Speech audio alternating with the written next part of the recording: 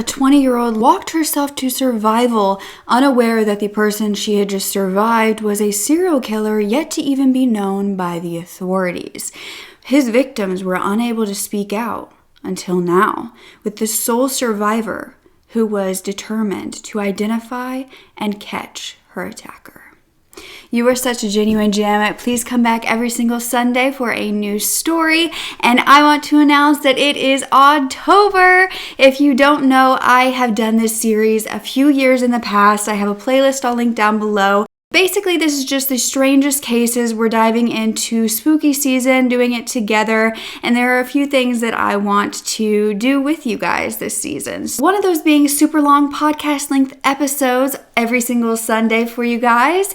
And also, I want to start doing Genuine Gem shout outs. So if you want to leave down below an organization or a case that you think deserves more attention, I would love to pick one of you and shout it out in the next video. I think that's an important way to spread cases, spread information, and also give you guys the praise that you deserve. Along with that, I now have a newsletter. If you didn't know, if you haven't already signed up, I will have the link below.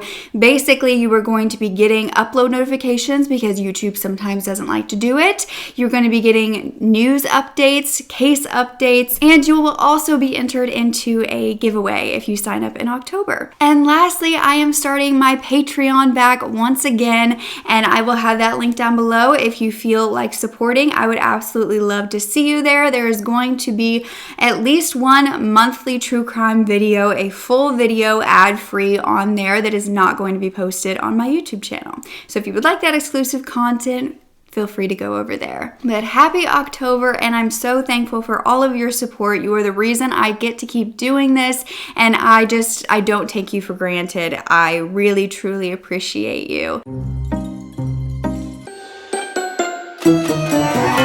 Just a quick message from our sponsor, Grunes. Not only a multivitamin or a greens gummy or a probiotic, it is all in one. There are actually 20 plus minerals and vitamins and 60 plus whole food ingredients, all in a pack of delicious gummies that are a gummy bear to start your morning. I'm telling you, I have never been more dedicated to my vitamins. As someone with a sweet tooth, this is like a treat every morning rather than a chore. You get 8 gummies a day with no artificial flavors or coloring and only 3 grams of added sugar, or they do have a sugar-free option. They're easy to grab. You can just put it in your purse if you don't have time in the morning and eat it elsewhere, which is what I often do. Grunes are actually more bioavailable in gummy form, meaning that they have the ability to be absorbed and used in the body greater than something such as pills or powders that you essentially flush out of your system. But my favorite part is that these gummies have ingredients that contain 6 times the gut health ingredients to leading green powders.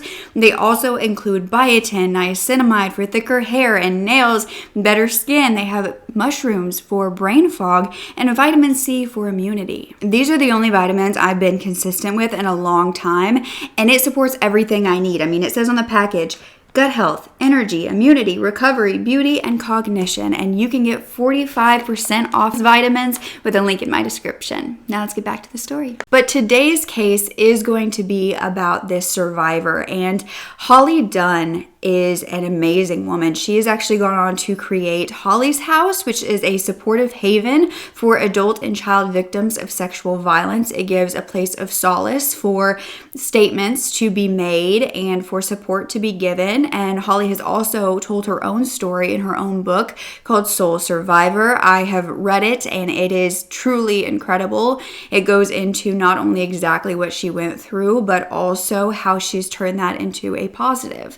And I will link that down below. I highly encourage you to support her and her book and her mission to help other survivors. I know it's a hard story to read. I want it to get into survivors' hands that need help in their healing. So let's go ahead and dive into her story and the story of many, many other victims who no longer have a voice. Holly Dunn dreamed of being the first woman in the Oval Office. She had grown up in Evansville, Indiana, but she was in her junior year at the University of Kentucky in 1997.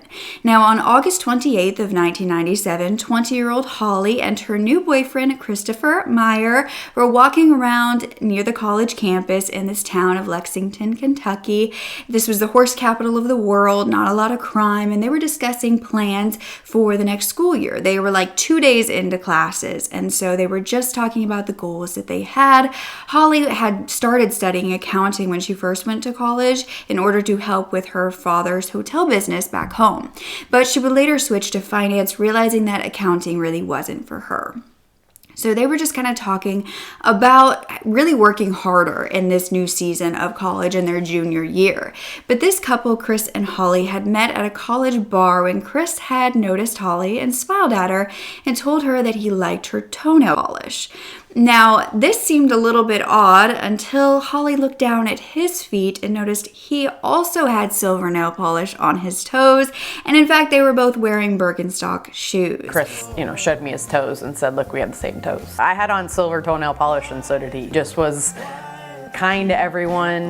Chris introduced himself to Holly, said that he had female roommates who had wanted to paint his toes and he allowed this, and so they started dating shortly thereafter. They had a ton in common, like a tight-knit family. They had a Catholic upbringing, they had older sisters, and Chris was said to really be loved by a lot of women that he spoke to, and not in a romantic way even. It was just the fact that he had a large amount of respect for women and he treated them so. And so he had roommates that were females. He didn't have any sort of toxic masculinity. He would let them paint his nails whenever they wanted, and this is something that really caught Holly's attention, but also the fact that Chris was often doing crazy things, like standing outside of her house with a megaphone trying to get her attention. Holly loved that Chris was so friendly and laid back. He didn't have a care in the world, and this really matched with her absolute force of nature, life of the party sort of personality. Chris would often walk around without his shoes on. He was just super laid back, so it was kind of an opposites attract personality, but they had so many commonalities in their upbringing. So they had been dating around 3 months at this time with this undeniable connection. They were in the stage of really, really liking each other, but not yet love. So on August 28th, they had driven to a friend's party together, and they decided to leave this party early to get some alone time.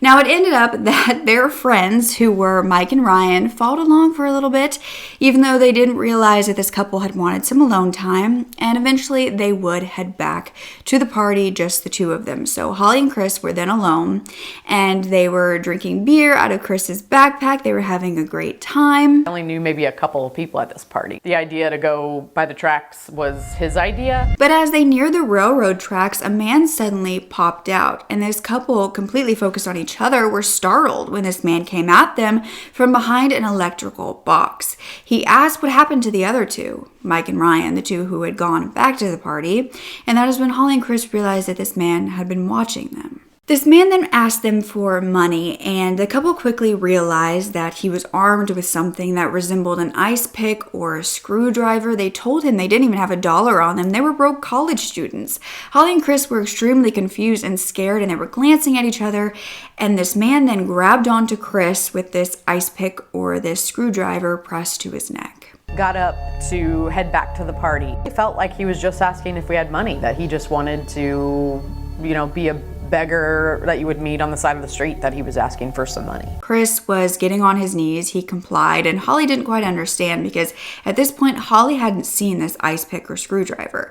So she didn't understand why Chris, who was a 6'5", big guy, strong guy, wasn't fighting back. Why is Chris doing what he's asking him to do? Because he asked him to get down to go through Chris's backpack. Until she then noticed what was pressed against his neck. Chris began to tell this man that if he wanted money, that they could get him their ATM cards, that they even had a car, and that they could go and drive to get him that money. Holly began chiming in that her car was parked just right up the street. But this man was not responding, so Chris then said, "You can have anything in my backpack if you want." He then asked again what this man wanted because he was not communicating with them. This man then drug Chris down to the ditch and ordered him onto his knees. He rifled through Chris's backpack as Holly was following along, trying to ask if Chris was okay. The man told Holly not to talk, and when he was done rifling, he used the backpack straps to tie Chris up. Holly would be next, as this man would take the belt from around her jeans and tie her hands behind her back as Chris pleaded with this man not to touch her. Chris was then pulled by his shirt from the ditch into the ravine, and Holly began saying a prayer, believing that they were going to die. This man then ripped a shirt that he had and started using it to bind to their legs and use it as a gag. But Holly had actually stuck out her tongue as he did this, so she ended up still being able to talk with this gag on. This man went back up to the railroad tracks for a while to grab what he said was a duffel bag, and he also said he had a friend who was going to get food but was coming back. So Holly and Chris began to make a plan. Holly could talk, and so she was able to get her hands untied, and she then took her gag out, took the gag out of Chris's mouth, and they were talking about their plan. And that's when Chris told her he couldn't untie his hands from that backpack. It was too tied up, and that if she could get herself fully untied, she should run. The problem was she couldn't get her feet undone, but she also wasn't going to leave Chris as she looked into his eyes and saw his fear. Too soon, this man came back from the tracks. Holly pretended to still be tied up. I held on to my belt behind my back so it looked like I was still tied up. And I was trying to get Chris's hands untied. I could not get his hands untied. I couldn't get my feet untied. The man retied their hands and put the gags back on. He told them to stop untying themselves and not to look at him. But Holly still looked at him, and she said that he was wired, he was fidgety, and anytime that Chris pleaded with him to not touch Holly, he would become even angrier. The man went back up to the tracks once again, and Chris told Holly that it was all going to be okay. But the man then came back holding something large in his arms that he could barely hold himself. Chris then told Holly, "It's all okay." The couple were not able to do anything as this man dropped this giant rock on Chris's head. Last thing he said to me was that everything's gonna be okay. When Chris was unconscious next to her, Holly didn't know whether he was dead or not. She realized that this man was coming for her next. Holly said she felt this peace come over her. She didn't know where it came from, but she suddenly wasn't afraid of death. She didn't cry. The man then started untying her feet, and she thought maybe he was going to let her go. But that is when he would climb on top of her, and she realized what he was doing. She began fighting, hitting, kicking, screaming at him to stop, and she was not going to go down without a fight. Every ounce of her strength was being used against this man, but that is when a knife was pressed against her neck, and he told her, "Look how easily I can kill you." He then stabbed her in the neck. He smelled of booze and sweat, and Holly ended up stopping her fight. She knew she couldn't overpower him, and that is when she heard gurgling next to her, and she believed it was Chris. And she told this man, "I think my friend is gurgling. Can you turn his head to the side so he doesn't choke?" This man actually got up off of her, went over to Chris, and then came back and told her, "You don't need to worry about him. He's gone." Came back to me and said, "He's gone, don't worry about him anymore."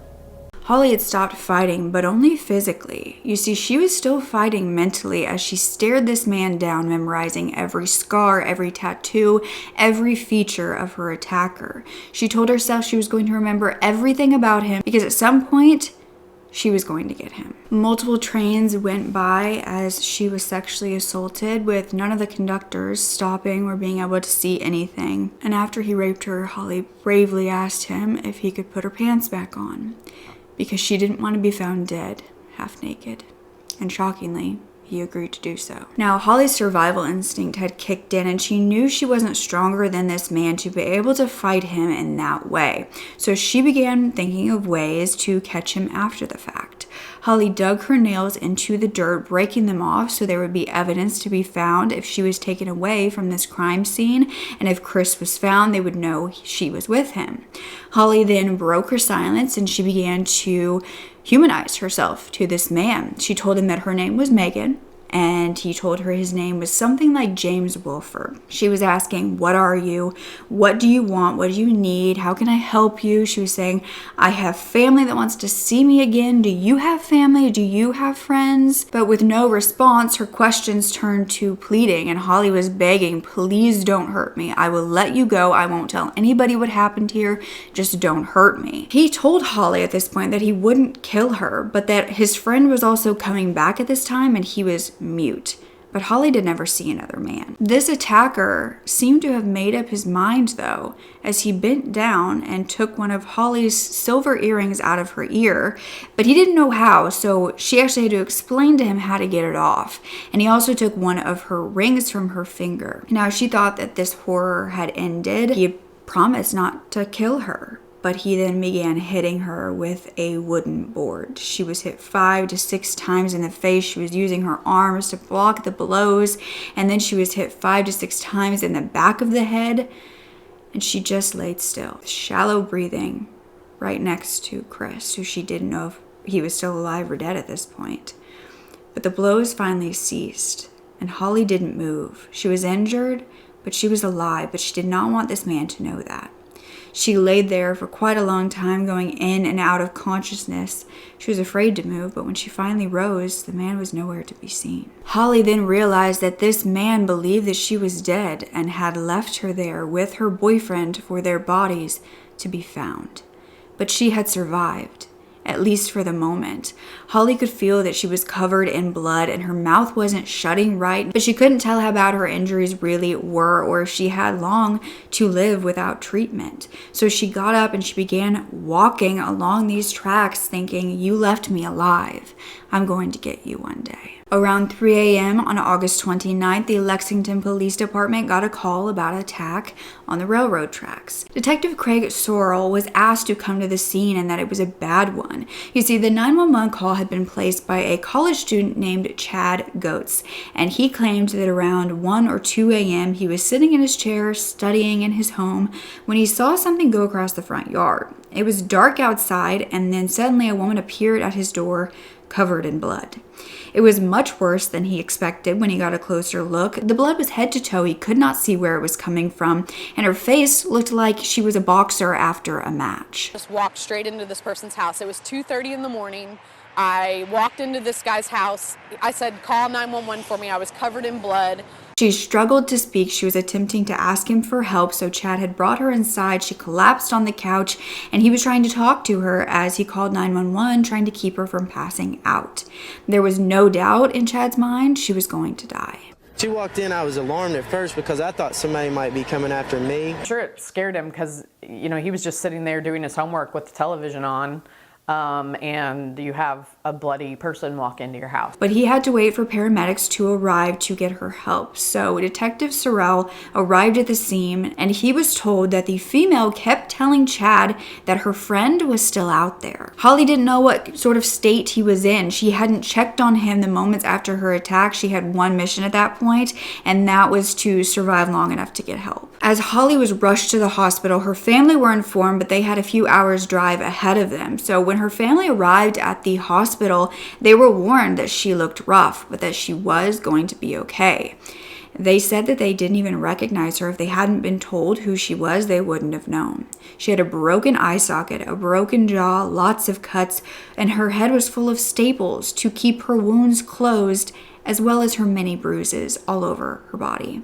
There were 16 staples in her head, and when Holly saw her family and the devastation in their eyes, she joked with them, saying, "Dad, this really sucks," in order to break the tension in the room. That was said to be a Holly thing to do. She was the comedian, the life of the party, the laughter in the room. And even in her worst moment, she was trying to still do the same. As she continued fighting for her life, the Lexington Police Department began investigating. And first, they needed to find Holly's friend that she insisted that they knew about, and they go to help. Now, Chris Maier's body would be found near the railroad tracks, and nearby was a 52-pound rock with blood on it, believed to be the murder weapon. Heartbreakingly, he was DOA, and there was nothing the investigators nor paramedics could do for him. The bludgeoning had taken his life. They never found what he hit me with. While in the hospital, Holly noticed that no one was talking to her about Chris, and eventually she gathered the courage to ask her father, "Chris is gone, isn't he?" Her father would give her the most honest answer, that he was. Holly immediately began sobbing. She felt like it wasn't fair that she was still alive and Chris wasn't. She had immense survivor's guilt even from the beginning.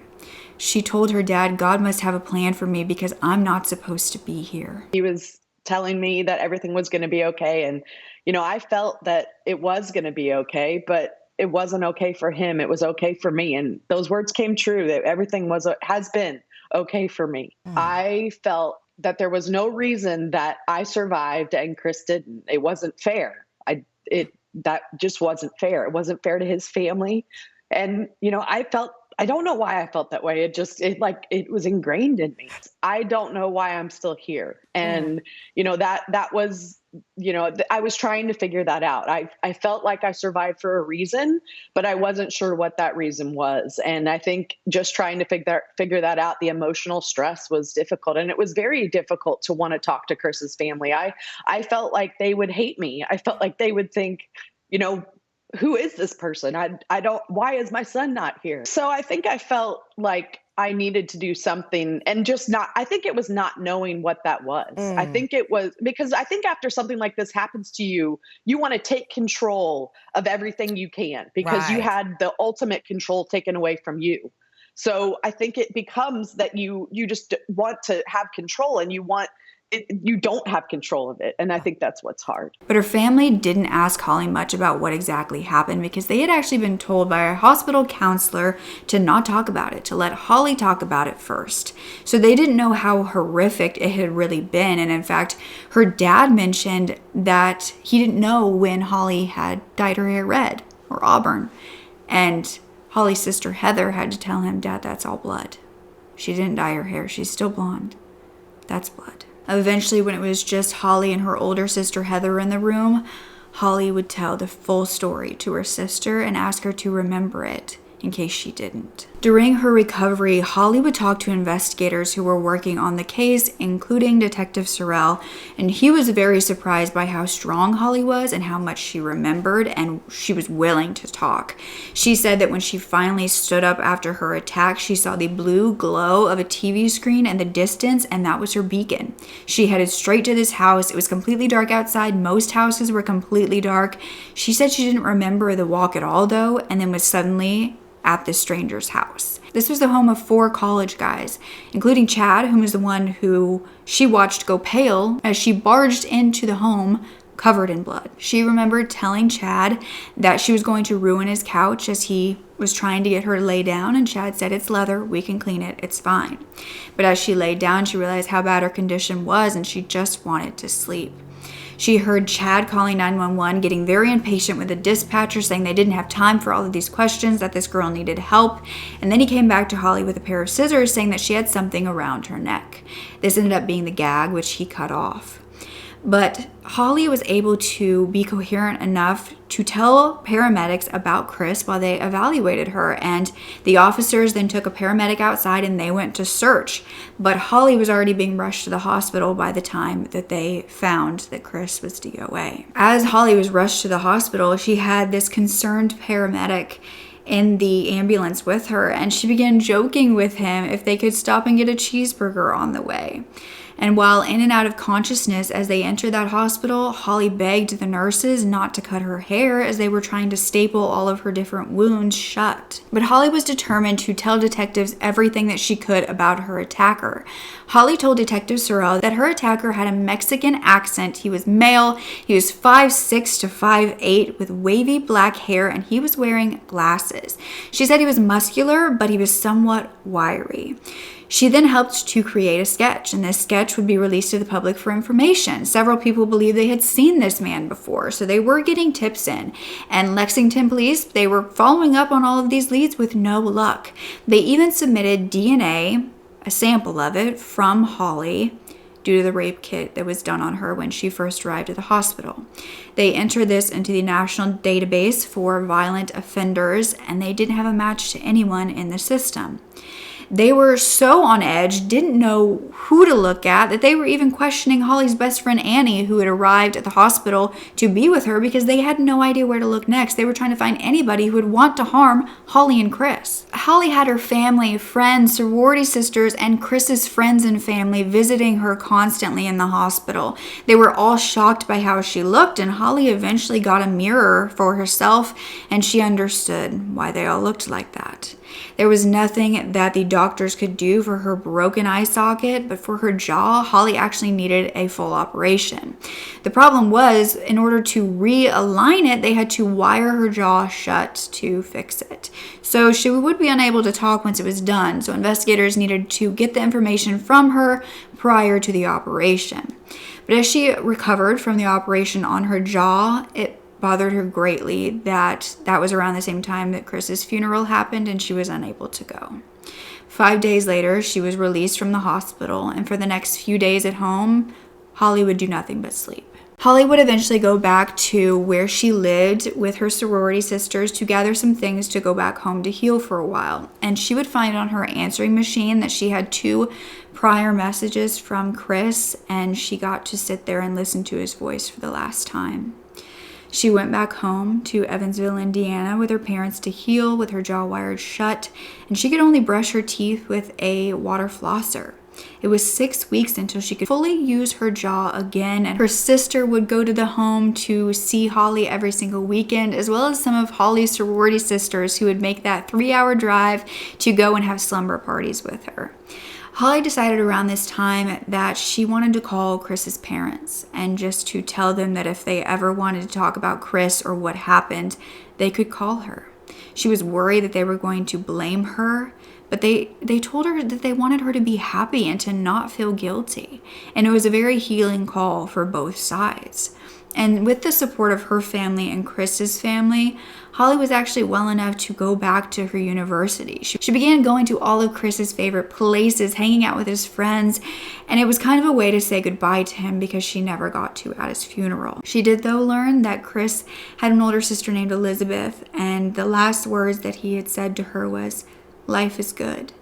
So Holly was now desperately trying to remember that. A year went by with no answers on who this attacker was. The man was still out there, and the fear was he wasn't a one-crime kind of killer.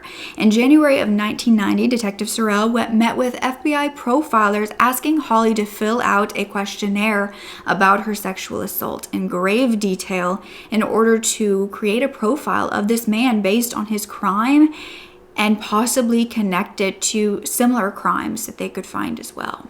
Holly at first thought this was very insensitive, but she then realized the reasoning for it, and she wanted to catch this man. 1 year and 6 months after Holly's attack, in May of 1999, only a few months before the second anniversary of the crime, Detective Sorrell would get a call from the national database that he had entered the DNA that was found on Holly that had no match originally. But now Detective Sorrell was getting a call saying that there had been 2 homicides in Texas, also near railroad tracks.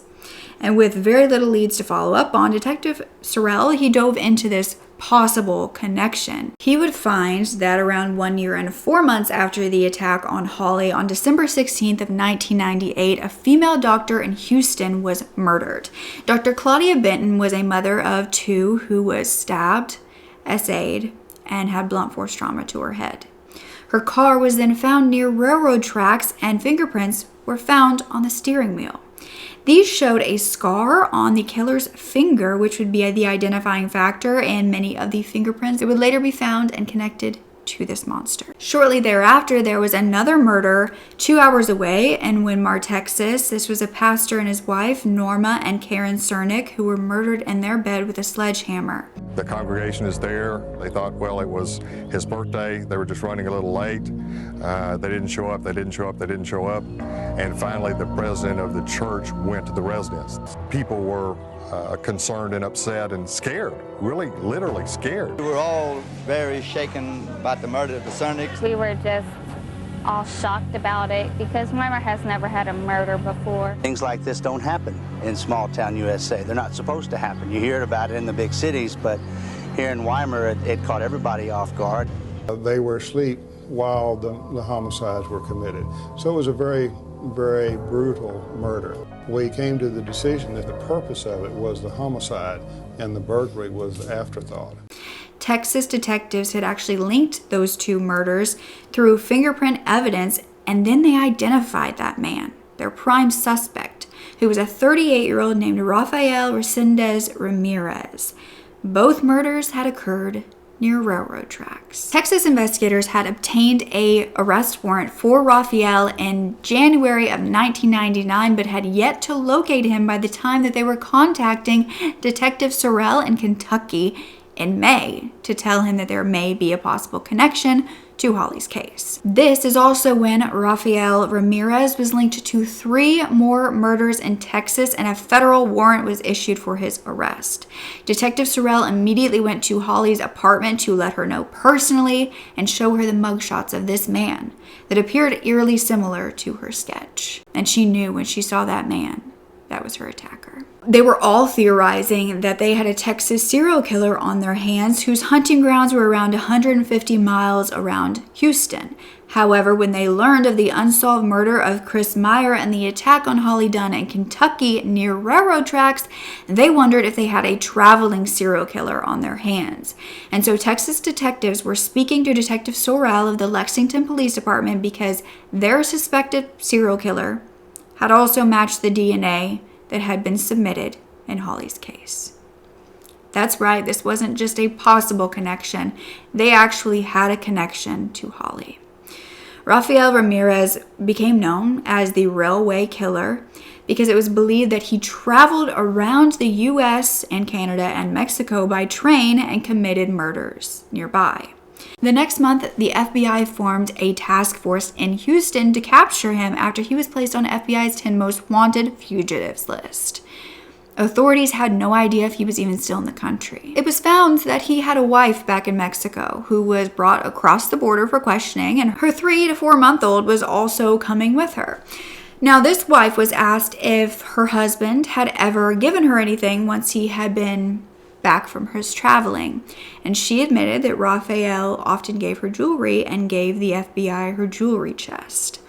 Meanwhile, the survivor Holly was now fearful that her attacker had been identified. She was announced as a survivor and that she would be in danger.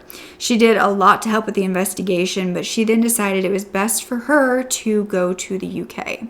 She ended up studying over there and she enrolled in school in England. And as information came out about her attacker, who was actually turning out to be this vicious serial killer, she realized that the attack was a lot bigger than her. It was her worst nightmare coming true, and she found safety and peace over in the UK.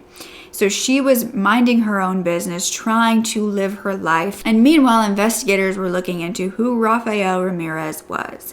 It was believed he would attack his victims by surprising them in their homes most often while they were sleeping. He would rail ride from Ohio to the Mexican border. He would steal items from the victims' homes to give to his wife back in Mexico so she could sell. And then he would end up killing the victims for his idea of fun. Raphael was actually an immigrant who did lots of odd jobs in the United States as he moved around. And due to this, a Border Patrol intelligence officer had enrolled him at this point in the IDENT database, which is the automated fingerprint identification system that allows INS to identify and track illegal aliens through the electronic comparison of fingerprints. So once Raphael's fingerprints were in the IDENT, they found a history of his border crossing illegally. Because the year after Holly's attack in 1998, he had crossed the border illegally 7 times and was enrolled in IDENT every time before voluntarily returning to Mexico. But 1998 wasn't the last time that the Border Patrol had interacted with him. In fact, on June 1st of 1999, when Raphael had already been identified as the prime suspect in multiple murders and there was a warrant out for his arrest, he was apprehended in New Mexico after crossing the border illegally.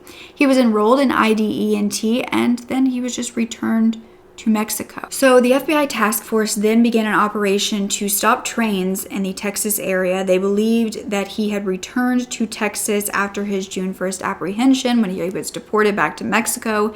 He had arrived back in US was their theory. So the 7 major railroad companies were spoken to. They had police for the railways, and that is when it was found that this man had dozens of trespassing records on the railroad. So it was a good bet that he was going to go there once again. Helicopters were flying over the tracks, and anyone seen on tracks or near tracks were stopped and identified. It was believed that Raphael Ramirez was currently looking for victims and continuing to kill. Little did they know how long he had actually been doing this. Holly, as well as Chris's family, were then asked to be in an episode of America's Most Wanted, who wanted to talk about this fugitive, and this is where they would officially meet. Chris's parents then asked Holly to tell them the details of what had happened, and she was able to do that for them.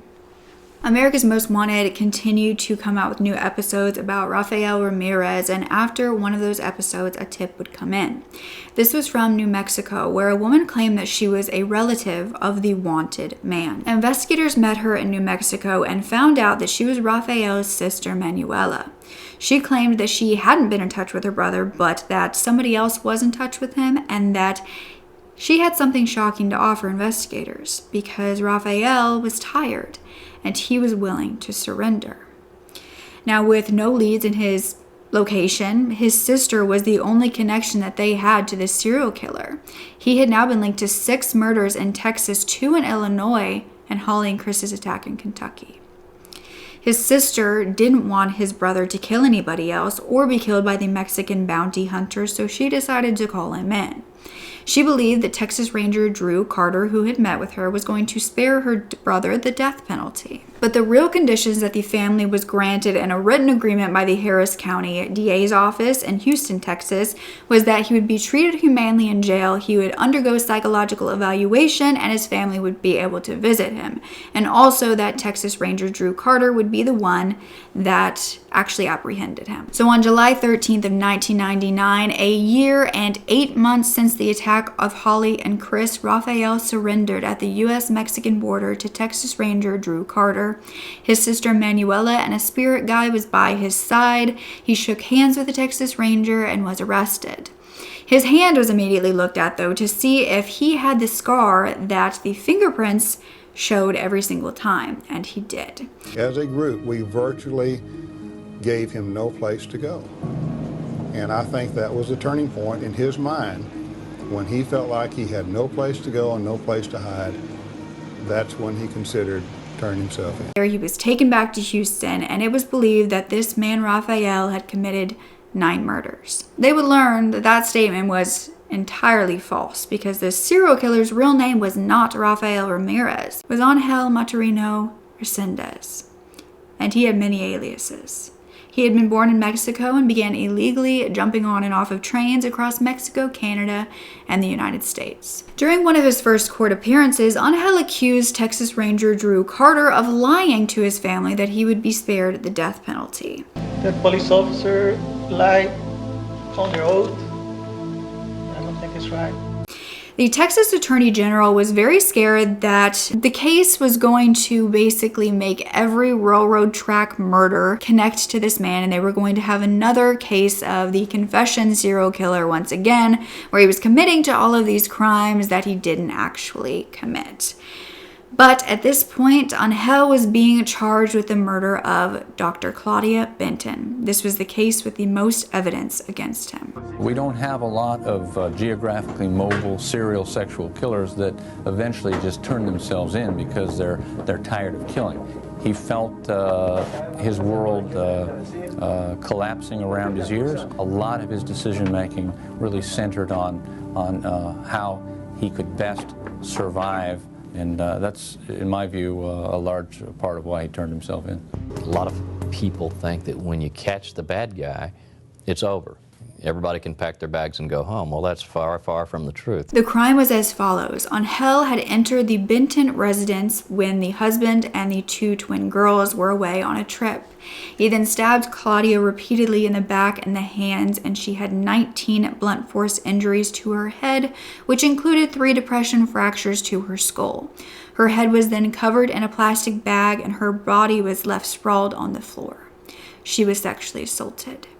Jewelry, a banjo, a guitar, a stereo, and her Jeep were all stolen. The butcher knife was left bloody and nearby the victim, and the whole house appeared to be ransacked. They found her Jeep in a motel parking lot near railroad tracks and had obtained fingerprints from that Jeep. These fingerprints were then sent to the Texas Automated Fingerprint Identification System, and it came back as a match to a man who had been arrested in 1993 for stealing a motor vehicle and evading arrest. But this man's name was Carlos Clouthier Rodriguez. He had not given an ID, just told them that name, and so investigators then believed that wasn't his real name. They entered his fingerprints into the Western Identification Network to search for other matches, and that is when they found another arrest in 1995 in California for trespassing on railroad property and carrying a loaded firearm in a public place. This crime was under the different name of Rafael Ramirez. It appeared as though he had many different arrests all over the country with many different aliases. But on May 8th of 2000, the trial for the murder of Claudia Benton began in Houston, Texas. Now, Angel looked like a completely different person. He had gained a lot of weight, and the defense claimed that he did kill 9 people in his 2-year killing spree, but they claimed insanity. The prosecution claimed that the defendant did suffer from one delusion, the delusion that he would be able to convince the jury he was insane. The defense hired a psychiatrist to testify, and he claimed that he had spoken to Angel and that he was a paranoid schizophrenic from childhood head injuries, and that he believes that he was an avenging angel directed by God to kill evil people. That Angel hated homosexuals and abortionists, and that his victims may have been linked to those groups. But the prosecution called their own psychiatrist, who said that Angel was mentally disturbed, not insane, and he knew he was breaking the law when he was committing these murders. One said he was not motivated by the will of God. He was motivated by anger, by power, by the desire for sex, by the desire for control and domination. If you know it's illegal, you know it's wrong. Dr. Ramon Lavelle, a forensic psychologist, said that if he was doing the will of God, then why the rape? And despite his statements of delusions, this psychologist believed he was smart, manipulative, and knew how to use information. Angel had told that forensic psychologist about his early years in Mexico, that he grew up in a very dysfunctional family. He didn't connect with anyone in his family, and he had no contact with his biological father. He was raised by his mother and his uncle, who was said to be abusive. At 12, he quit school, he left home, he ended up being essayed while on the streets, and then he began traveling often using the empty freight trains. He was deported back to Mexico as early as 16 years old. He had been deported no less than 7 times, but always continued to do it once again. It was really unknown, though, where his need to kill came from. His burglaries were said to be simply for the money, but it was unknown why it escalated to murder. At some point in Resendiz's career, I believe that he made the conscious decision never to allow witnesses to survive again. But a Florida prison inmate who was in prison with Angel said that Angel was often in the library with him discussing law and insanity. Angel was even helping the other inmates with their own insanity pleas. Angel had told his lawyer that if he was found not insane, if he could not plead not guilty by the reason of insanity, he did want the death penalty because he had been in prison before and he didn't want to be there long. Now, Holly Dunn was prepared to testify as the star witness. She wanted the chance to tell her story. She wanted him to know she was the sole survivor. The one thing that she tried so hard to forget, though, was what she would have to tell the court, and that was Chris's murder. That image of Angel hitting Chris over the head with the rock. She couldn't get it out of her head, and Holly would say that the testimony was the hardest day of her life. She had nightmares the night before and believed that she wasn't going to be able to do it. But that day she took the stand. She explained every detail in tears, even getting the jury to cry as well. And then she was asked what she had done the weekend prior to the trial. And Holly was able to say in front of the man who tried to take her life that she had just graduated college. When asked if the man who had done all this to her was in the room, she said yes, but she hadn't yet looked at Angel. She was then asked if she could say what he was wearing. She finally looked at him and she was met with a very emotionless face. Suddenly, she said everything started to sound like echoes to her. She started to break out in a very cold sweat. She said, I just remember saying he's wearing a white button-down shirt, and then everybody started to realize that I was about to lose it. So the judge was really fast, and then the bailiff picked me up and carried me out of the courtroom. She nearly fainted and had to be carried out of the courtroom, and she would say it was the hardest moment of her life. But Holly had also brought 2 pieces of metal with her to the courthouse that day, and this was the remainder of the Birkenstocks that were cremated with Chris. Of course, those little metal pieces were left out, and this had been given to Holly by Chris's parents for strength while testifying, because they were not actually going to be at the trial, but they wanted to support her. She decided to leave these little pieces of metal, these buckles, in the courthouse, in the ceiling. On May 18th of 1999, Angel Maturino Resendiz was found guilty of first-degree premeditated murder, and he was sentenced to death and sent to death row in Texas with no need to be tried for the other crimes. In 2000, Claudia Benton's family had filed a wrongful death suit against Angel Resendiz because Claudia's husband, George, said that he didn't want this murderer to in any way profit from Claudia's death, and Angel was said to be selling things from jail such as hair samples, body parts, and paintings. They said that they wanted no third parties, including the killer's family, to be able to profit either. So they were awarded $49 million. And if that money is actually generated from Angel, which they don't believe it will be, they are planning to donate this to the Texas Children's Hospital, where Claudia had worked in genetic research. But this is not the end of Rafael Ramirez or Angel Resendiz. You see, in 2001, Rafael or Angel would talk to a forensic psychologist very calmly as he confessed to more murders. He confessed to murdering a couple in 1986 in Bexar County, Texas. He didn't know their names, but he had shot the woman 4 times, dumped her body in an abandoned farmhouse. He said he had met her at a homeless shelter. They went on a motorcycle trip. They brought a gun for target practice, but he killed her for disrespecting him and placing a spell on him. He said that she was from Florida and her name he thought was Norma. Jane Doe's remains had actually been found later that year of the murder, and she was an 18 to 30-year-old black female who is still yet to be identified. But Norma's boyfriend was also killed around this time because Angel said that the man that was dating Norma was believed to be in black magic, so he shot, killed him, and dumped him in a creek somewhere.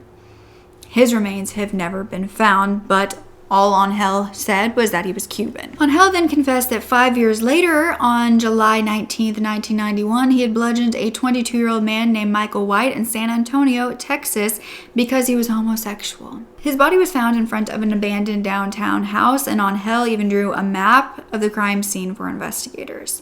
6 years after that murder, in 1997, he confessed to killing 19-year-old Jesse Howell in Florida. He said he had traveled to Florida, and he had met Jesse and Jesse's fiancée, 16-year-old Wendy Von Heuben. They were trying to find work picking oranges, and they jumped on the train, which also happened to be where Angel was riding. Angel said that he believed that they were anti-Christian, so he bludgeoned Jesse to death with the rail car air brake and then left him beside the railroad tracks. He then raped, strangled, and suffocated Wendy with duct tape before burying her in a shallow grave. 2 months after that murder, on August 29th, 1997, would have been the date of the murder of Chris Maier and the attempted murder of Holly Dunn. And while Detective Sorrell investigated Chris and Holly's cases for the next year, Angel had continued to kill. He confessed to murdering Leafy Mason, an 87-year-old in Hugh Springs, Texas, a year after Holly's attack. This was October 4th of 1998. She was beaten to death with a fire iron after he broke into her home through a window. His palm print was found on the window. Then the FBI claimed that Angel had confessed to the murder of 81-year-old Fannie Whitney Byers on December 10th, 1998 in Georgia. However, a couple had been charged with her murder, but she was bludgeoned to death with a tire rim in her home near railroad tracks. 7 days after that was the murder of Dr. Claudia Benton, a pediatric neurologist who was also murdered in her home near railroad tracks in Texas. Her car is where Angel's fingerprints had been found and where the investigation into this murderer really began. But when Angel was on the FBI's 10 most wanted list and the task force was looking for him, he had also killed a couple in Weimar, Texas. 46-year-old and 27-year-old Norman and Karen Cernick. Norman was hit over the head, and this woke up Karen, and then they were both bludgeoned to death with a sledgehammer after their attacker entered through the garage. There was no way that this couple even could have tried to fight. Karen had been essayed and wrapped in a blanket, and they were found by members of the church where Norman was a pastor because That day he didn't show up for the sermon, so they went to his home and they found him there. It was actually deemed a burglary gone wrong at first, but then the car was stolen, and when it was located, the fingerprints matched the fingerprints found on Dr. Claudia Bitten's case. And as survivor, Holly then fled to the UK, afraid that this man would come back for her. He continued to kill. He killed 2 women in Houston, Texas. He killed 26-year-old Naomi Dominguez, who was a school teacher who he bludgeoned to death with a pickaxe in her apartment. She was found face down, covered up with her legs sticking out, and her car was stolen and later found near his next victim, who was 73-year-old Josephine Konvica, who was also murdered with the same pickaxe as Naomi in her farmhouse. Naomi's blood was still on the axe in Josephine's home. But this time, Angel actually put out a toy train he had found, as well as articles of crimes he had committed around the home. This is when he began to enjoy that fame that the murders were getting him. 11 days later, on June 15th of 1999 in Illinois, an 80-year-old named George Morber Sr. was shot in the head with a shotgun while he was in his chair reading a magazine. He was shot through the chair, and then his 52-year-old daughter, Caroline Frederick, came home and she was bludgeoned to death with the shotgun used to kill her dad. This home was also near railroad tracks, and fingerprints in his home connected to Angel. Angel was also a prime suspect in a murder that occurred 12 days later on July 5th when 54-year-old Roberto Castro in California was beaten to death with a piece of plywood in a rail yard. Angel has never actually confessed to this crime, nor has there been any evidence found to connect him. So Angel Resendiz is believed to have killed at least 15 people, with evidence against him proving that in 9 of those cases. But during his confessions, he would say that he would linger at his victims' homes to eat. He would take sentimental items. He would lay out their driver's license to learn about their lives before he left. He would steal their jewelry, give it to his wife, who lived back in Mexico, to sell, and he would leave his victims under blankets. After Angel was sentenced to death, his lawyer as well as Mexican government officials got to work to negotiate with Texas for an extradition to Mexico to spare him from the death penalty. And in 2006, the Mexican presidential spokesperson said that he had contacted the Texas governor to ask for clemency. He said, "We will continue fighting for the condemned man because we believe that the death penalty does not solve absolutely anything." But this was actually against what Angel wanted, which was the death sentence. But Holly Dunn went on to graduate from the University of Kentucky 3 years after her attack with a degree in business administration, and she had already started speaking out at different schools about what happened to her, how to heal, and safety for all of the students. She used it as a way to be emotional after detaching from it for so long. She then went on to get her master's and then her honorary doctorate in humanities. And she actually went on to marry the first man that she had dated after the attack, who was a man named Jacob Pendleton.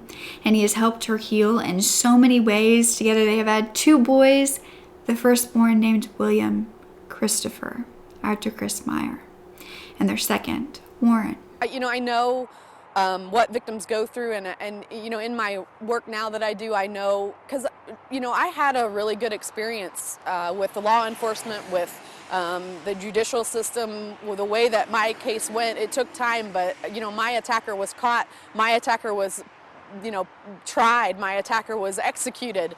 It all worked the way it should, and that doesn't happen for a lot of victims. A lot of victims never see their cases brought to a trial. They never get that chance. They don't even want that chance because they just want to forget about what happened. They want to, just forget that anything ever happened to them and try to move on with their lives. And it can be really hard, especially when, you don't have a cooperative law enforcement, or if you don't have cooperative people, if you don't have that support system, it can be a really hard and trying time. In the Lexington community, I was anonymous. Nobody knew who it was that this had happened to, and that was for safety reasons, because they thought he would come back and try to get me. So they kept everything very anonymous. They never released my name, and so I was very much, nobody knew who I was. But in my community at home, everybody knew who I was, and that was just because it's a smaller community, and my family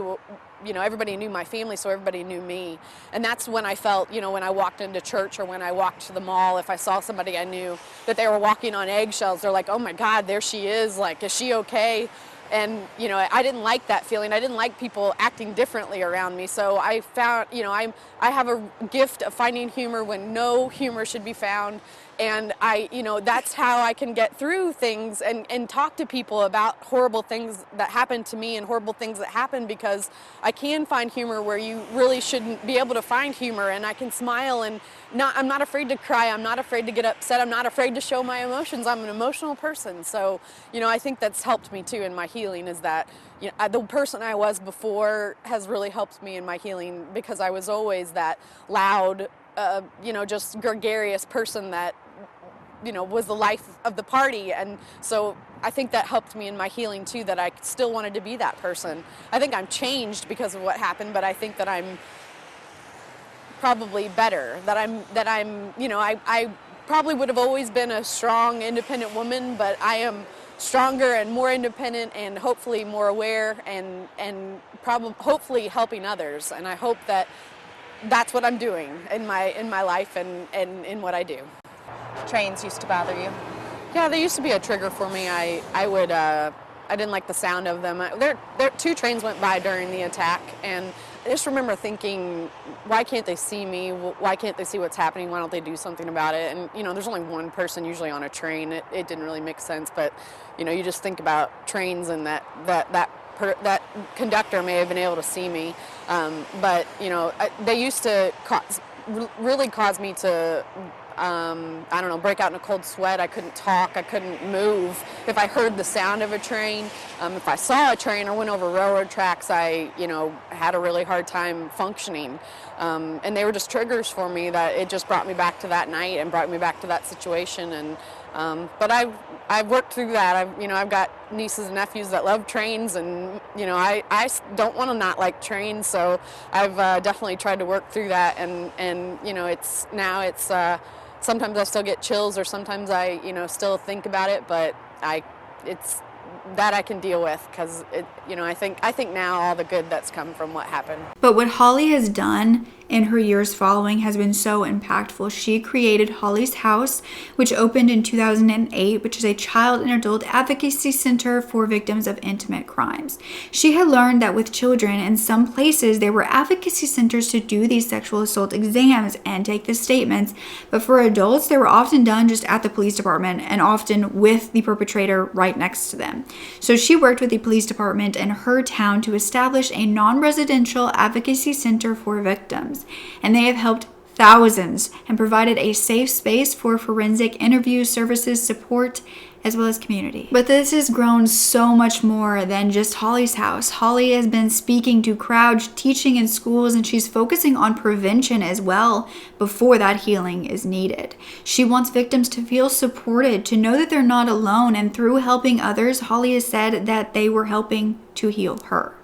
She said that she is living for all of On Hill's victims, especially Chris, because she knows she was given a second chance. I really learned that every situation is different, and how someone reacts in any situation is the right way to react. I think that it's important for us to empower ourselves, to do things to make ourselves feel more protected and empowered, to trust our instincts. I think that's something that we don't, especially us as women, we don't necessarily trust our instincts. We have amazing instincts as women, and we don't necessarily always pay attention to them and trust them. And that's really my message, is that bad things can happen and life can go on after it does, and that you can get through anything with help and with a good support system. You can get through anything, and whether that support system is your family, whether that support system is just a friend, whether that's a counselor or a therapist or someone that can help support you, that can make the difference. On Hill's lawyer then appealed to the death penalty, claiming that he was mentally incompetent to be executed, and a judge had ruled that he was in fact competent. And during the judge's announcement, On Hill had said, "I don't believe in death. I know the body is going to go to waste, but me, as a person, I'm eternal. I'm going to be alive forever." He then told the prison psychiatrist that he was half man, half angel, and could not be executed because He did not believe he could die. But Untitled Resendiz was executed on June 27, 2006, and his last words were, "I deserve what I am getting. Lord, forgive me. Lord, forgive me." He then spoke to his family who were there and said, "I want to ask if it is in your heart to forgive me. You don't have to. I know I'm allowed the devil to rule my life. I just ask you to forgive me and ask the Lord to forgive me for allowing the devil to deceive me. I thank God for having patience in me. I don't deserve to cause you pain. You do not deserve this. I deserve what I am getting." His feet were said to be shaking as he was given the lethal injection. Claudia Benton's husband, George, actually went to the execution and said, "Evil contained in human form, a creature without a soul, no conscience, no sense of remorse, no regard for the sanctity of human life." Holly did not attend, saying that she had already watched one person die and didn't want to watch another. Thought execution was something I never thought about it, but him not being in the world takes a weight off of my shoulders. I know he can never do this again. This case forever changed so many people, including Detective Sorrell, who had worked so hard to get it solved. He keeps actually pieces of the case on his desk to remind him to keep with cases and to not give up, because this one got answers, finally. But how did this wanted man get across the US-Mexico border so many times without apprehension? Do you believe that Untitled has more victims out there? Did he kill the people that he has admitted to? What do you think the reason is as to why Untitled escalated his burglaries to murder? Was it simply for the thrill of it? Leave me all your thoughts down below. Remember, this is October, and so you will be getting so much content from me. Make sure to come back every single Sunday morning to never miss a story. Sign up for my newsletter. And also, remember that you can get up to 45% off of the Groons vitamins with a link in my description. Also, sorry for the lighting going in and out. This was a very long video to film, and the sun just did not want to work with me here. So I hope that everything was okay, and I just appreciate you guys so very much. So don't forget to speak up. Your voice is powerful enough, and I love you to absolute pieces. Okay, bye.